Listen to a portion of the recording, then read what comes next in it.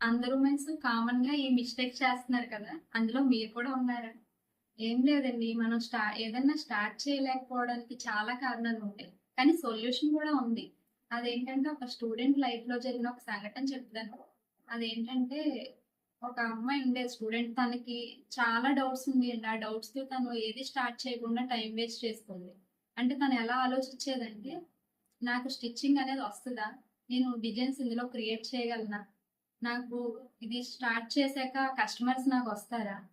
దీని ద్వారా నేను ఇన్‌కమ్ జనరేట్ చేయగలనా? నాకు టైం ఉంటదా?